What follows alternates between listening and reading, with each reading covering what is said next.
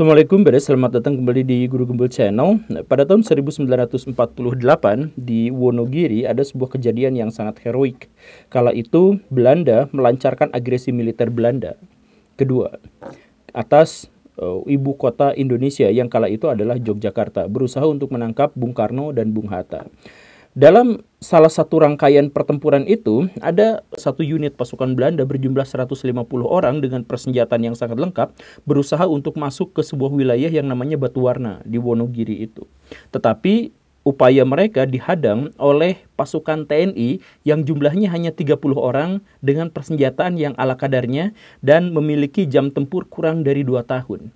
Tetapi luar biasanya, 30 pasukan TNI ini benar-benar bisa membuat Belanda kocar-kacir dan memukul mundur mereka karena kemampuan mereka dalam menempatkan posisi. Nah, peristiwa ini sangat heroik dan bisa saja dijadikan sebagai salah satu latar bercerita yang sangat menyenangkan. Tetapi cerita ini tidak pernah diceritakan, tidak pernah dituliskan dalam buku-buku sejarah dan hanya muncul dalam 1-2 wawancara dan dituliskan hanya dalam 1 majalah saja. Tidak lebih dari itu dan majalah itu pun sudah tidak terbit lagi. Dan memang secara sistematis cerita semacam ini dihapuskan dalam sejarah, dihilangkan. Kenapa seperti itu? Karena pimpinan dari TNI kala itu namanya adalah Untung Sutopo, orang yang dianggap sebagai komandan dari peristiwa G30S PKI pada tahun 1965. Jadi semua jasanya dihilangkan dalam sejarah, semua kehebatannya itu tidak pernah terdengar lagi. Kita hanya mengetahui bahwa Letkol Untung itu penjahat, psikopat, pembantai, tukang mutilasi jenderal, dan sebagainya. Dia dipropagandakan begitu jahatnya tanpa kita sadar bahwa sebenarnya dia memiliki jasa yang sangat luar biasa dan semua kejahatannya itu ternyata adalah fiktif. Jadi di episode ini kita akan jelaskan upaya pembelaan terhadap Untung bin Sanusi. Walaupun mungkin video ini akan dihujat, tetapi tidak apa-apa. Kita akan ungkap sisi lain yang memang tidak terjelaskan dalam sejarah Indonesia. Yuk kita mulai.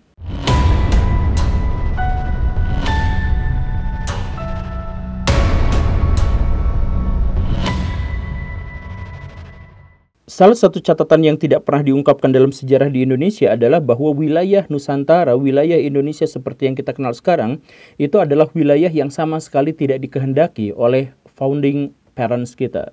Bahwa Bung Karno sebenarnya tidak menginginkan wilayah seperti yang kita ketahui sekarang. Indonesia itu bentuknya kayak gitu tuh enggak. Begitupun dengan misalkan Mbak Muhammad Yamin dan lain-lain. Dari anggota BPU PKI yang jumlahnya itu lebih dari 100 orang, 80%-nya menginginkan bahwa wilayah Indonesia tidak seperti yang sekarang. Tapi wilayah Indonesia yang diinginkan itu adalah wilayah yang bekas jajahan Hindia Belanda, kemudian yang sekarang namanya menjadi Malaysia, Brunei, sebagian Filipina, Timur Leste, dan Papua, Pulau Papua secara keseluruhan. Itu adalah keputusan dari sidang BPU PKI. Jadi itu memang seperti itu kenyataannya. Kenapa harus seperti itu? Dalam pikiran Bung Karno, Pak Yamin, dan lain-lain, bahwa wilayah Nusantara sejak awal memang sudah seperti itu. Dalam misalkan naskah Sumpah Palapa yang terkenal itu, wilayah-wilayah yang disebut bukan hanya wilayah-wilayah bekas jajahan Hindia Belanda, tetapi juga mencakup wilayah-wilayah yang lain. Kan begitu. Maka dalam pikiran Bung Karno dan kemudian dalam pikiran sebagian orang Malaysia, sebagian orang Singapura, sebagian orang Brunei, dan sebagainya, menyebut bahwa kita sejatinya adalah ada dalam satu kesatuan, dan kalaupun misalkan kita terpecah belah, itu terpecah belah gara-gara kita dijajah oleh bangsa yang berbeda. Dan bahwa misalkan pada tahun 1942 kita keranjingan ketika Jepang menjajah Indonesia, datang ke Indonesia, kenapa kita menyambut mereka adalah dengan sebuah cita-cita dan harapan bahwa Nusantara akan dikuatkan lagi dalam satu kesatuan.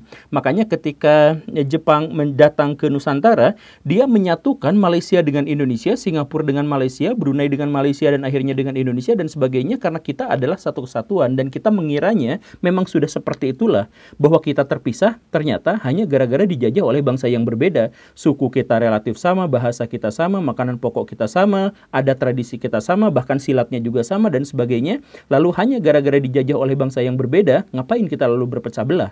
Pikirannya seperti itu. Makanya Bung Karno itu punya pikiran tentang Pan Nusantara gitu, Nusantara Raya atau yang besar seperti itu. Jadi sebuah wilayah negara yang setelah merdeka itu menjadi sangat besar.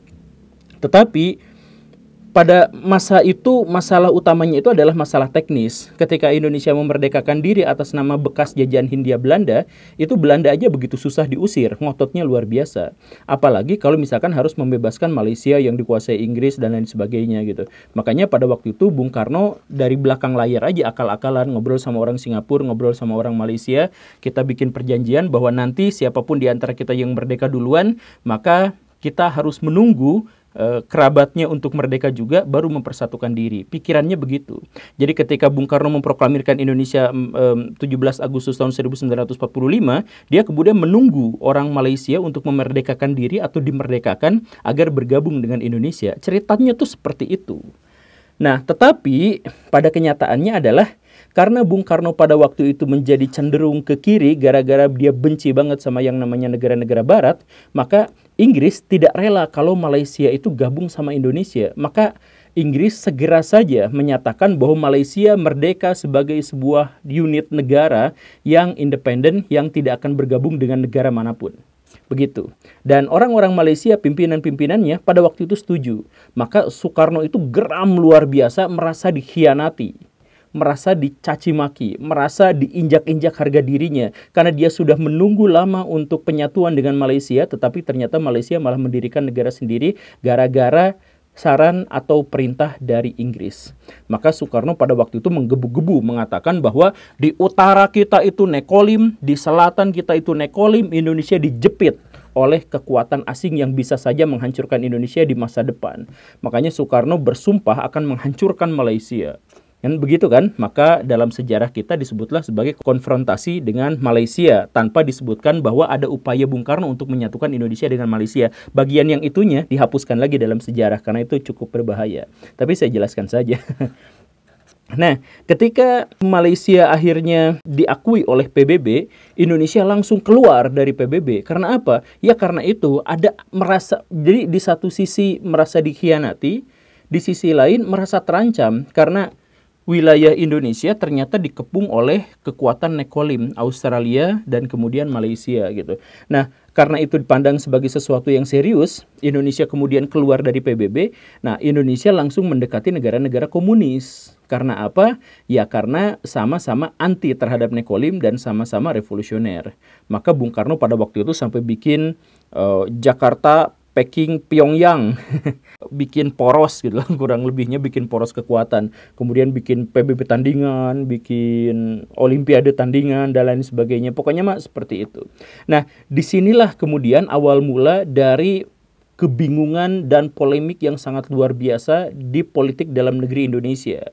Jadi pada waktu itu ada Angkatan Darat yang mulai risau, mulai galau dengan sikap Bung Karno pada waktu itu. Bung Karno jangan kayak gini lah please.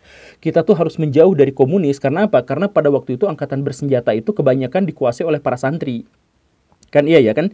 Jadi Angkatan Darat generasi awal itu banyak santrinya di situ karena ada dari Laskar, ada dari Heiho, dari Peta gitu ya, dan sebagainya yang itu latarnya adalah latar pengajian, dan latar pengajian ini benci kalau berhubungan dengan orang-orang komunis yang biasanya relatif tidak suka pada formalisasi agama, dan kemudian Angkatan Darat itu didoktrin untuk menjadi nasionalis dan karena menjadi benci juga pada komunis yang internasionalis kan begitu.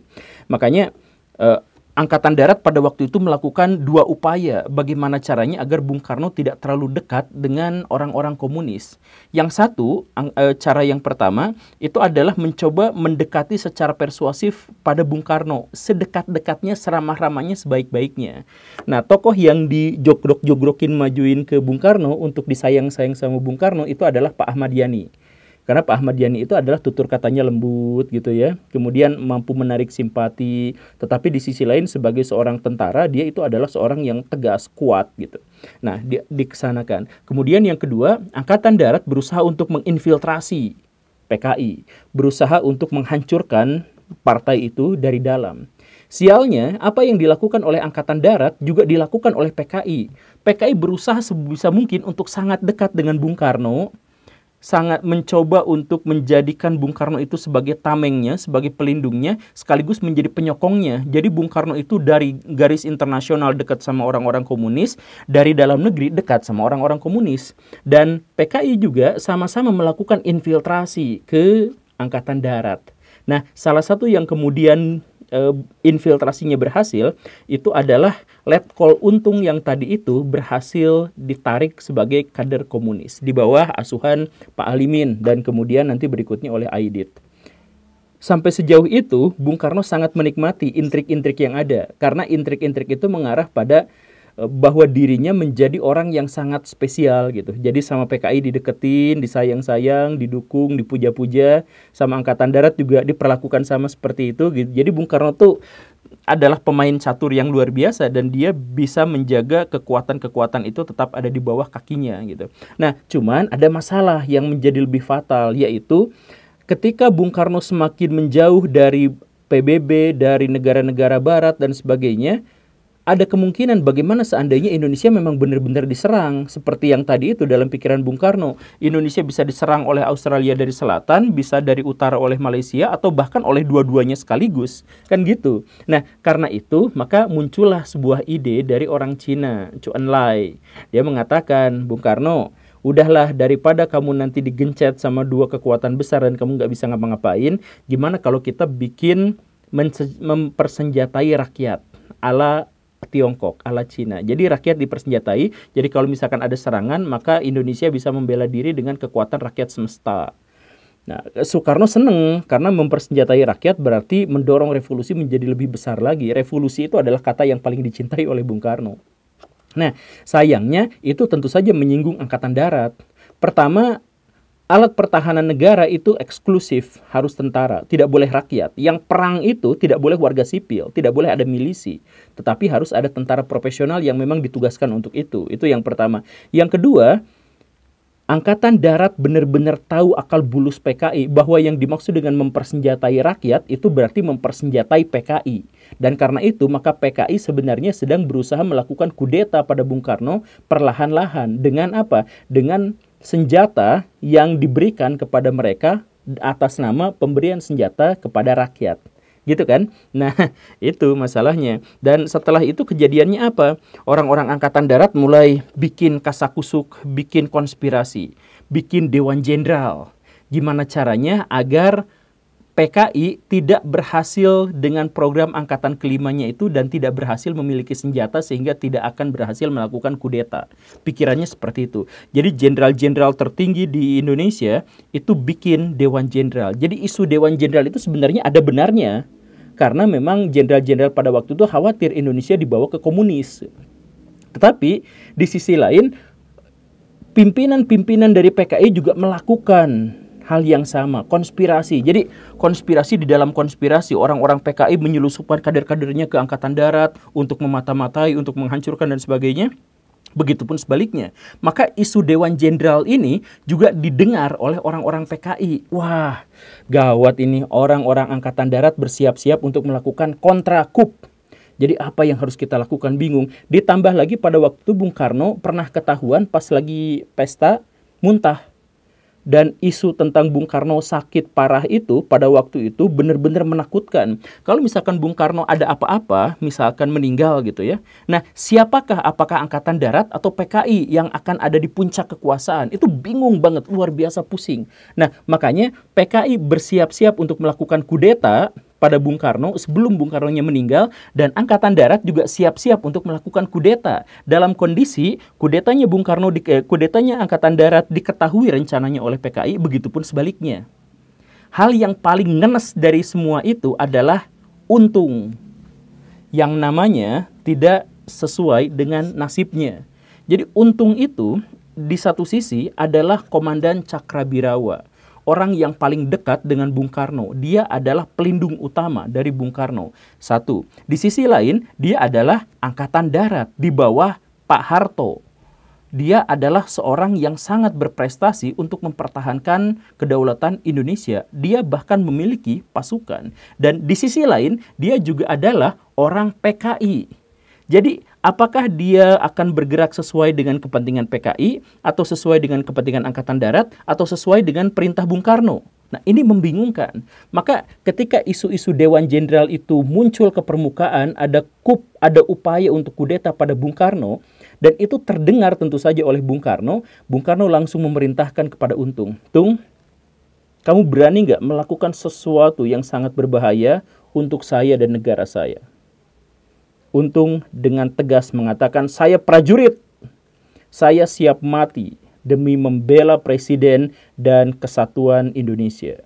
Bagus Untung, kalau gitu kamu tahu kan isu Dewan Jenderal. Coba lakukan hal yang terbaik buat saya, cegah itu semua. Siap, Pak Presiden. Nah, Untung pada waktu itu berpikir bahwa kudeta Angkatan Darat itu pasti akan dilakukan 5 Oktober. Karena pada waktu itu ada hari raya untuk TNI se-Indonesia, di mana beribu-ribu pasukan TNI akan dimobilisasi dan dikerahkan untuk merayakan hari raya itu di Jakarta. Maka pada waktu itu pasti TNI akan digerakkan untuk menggulingkan Bung Karno. Ada atas momen itu gitu. Nah, makanya Untung pada waktu itu bingung. Wah, berarti saya harus melakukan pencegahan terhadap pemberontakan itu sebelum mereka tahu. Kan gitu. Nah, karena dia adalah anak buah Bung Karno, anak buah Soeharto, dan anak buah Aidit melalui Alimin, maka dia ngobrol sama 3 orang itu. Jadi kalau misalkan nanti dalam peristiwa G30S bagaimana ceritanya Untung memiliki pasukan yang besar untuk melakukan penjemputan pada jenderal-jenderal itu, ya karena dia adalah tentara dan semua tentara yang digunakan untuk mengambili jenderal-jenderal itu hidup atau mati, itu adalah pasukan-pasukan di bawah kekuasaan Soeharto. Cek saja. Kan begitu ya, di satu sisi begitu. Dan di sisi lain, bagaimana ceritanya Untung bisa senekat itu sampai melakukan kudeta dan sebagainya. Karena dibisik-bisikin oleh orang-orang PKI. Jadi orang PKI ngebisikin sama Untung, Tung, demi negara, demi Bung Karno, kamu harus menghentikan kudeta yang akan dilakukan oleh Angkatan Darat. Maka bantai semua. Jadi Untung yang sebenarnya polos pada waktu itu, tidak ngerti politik, tidak ngerti apa, dia hanya ingin menyelamatkan presiden, dia hanya ingin menyelamatkan negara dari upaya kudeta yang dilakukan oleh Angkatan Darat. Maka dia mengkhianati Angkatan Darat sendiri demi kesetiaan yang lebih besar pada negara dan kepada presiden. Begitu. Maka 30 September, Untung langsung melakukan penjemputan pada jenderal-jenderal yang dianggap tidak loyal itu. Kan begitu. Maka kemudian dia mengumumkan di RRI bahwa Bung Karno selamat bersama saya, dalam tanda kutip, saya melakukan kudeta adalah kontra kudeta. Karena ada orang-orang Angkatan Darat yang ingin melakukan kudeta, maka saya kudeta balik agar Indonesia tetap bersatu. Jadi pikiran Untung pada waktu itu sangat sederhana. Dia nggak ngerti politik, dia nggak ngerti ideologi, dia nggak ngerti kepentingan-kepentingan di belakangnya. Dia hanya berusaha berlaku seperti prajurit normal, di mana ketika ada ancaman terhadap bangsa dan negara, dia bertindak maju paling duluan gitu. Tapi sayangnya pas peristiwa G30S itu, ketika dia sudah memberondong jenderal-jenderal, ketika dia sudah mendeklarasikannya di depan RRI dan selain sebagainya, tiba-tiba dia diserang oleh Soeharto dari arah Bogor yang membawa pasukan RPKAD dalam jumlah besar dan dengan senjata yang lengkap. Untung bingung lah, kok saya diberantas sama teman saya sendiri, sama Soeharto. Jadi sebenarnya saya ini posisinya gimana? Nah, Untung pada waktu itu tidak ngerti kenapa peristiwa yang di mana dirinya itu adalah pahlawan yang ingin menyelamatkan negara, kok tiba-tiba dibredel, diberantas oleh pasukan RPKAD. Salah satu pasukan paling elit di Indonesia kala itu.